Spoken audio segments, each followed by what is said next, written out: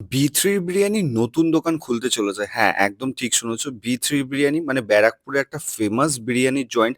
ব্যারাকপুরে এত বড়, বড় দুখানা ব্র্যান্ড থাকা সত্ত্বেও কিন্তু বি3 বিরিয়ানির সেল মানে কি বলবো আনলিমিটেড সেল আর সেরকম লেভেলের কিন্তু বিরিয়ানিটা খেতে। প্রপার ব্যারাকপুর স্টাইলে যেরকম বিরিয়ানি হয় সেরকম মাটন, সেরকম চিকেন। সত্যি কথা বলতে আজকে আমরা গেছিলাম ব্যারাকপুরের বি3 বিরিয়ানি খেতে। সিরিয়াসলি বলছি দারুণ বিরিয়ানি ছিল।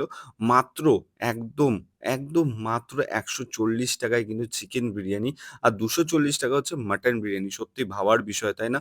যারা ব্যারাকপুর থেকে দেখো ভিডিওটা বি3 বিরিয়ানি খাও তারা তো জানো। বাট যারা জানো না তাদের জন্য বলতে চাই বি3 বিরিয়ানি কিন্তু নতুন আউটলেট খুলতে চলেছে। সেটা ব্যারাকপুর স্টেশন থেকে জাস্ট ২ পা হেঁটে আসলেই।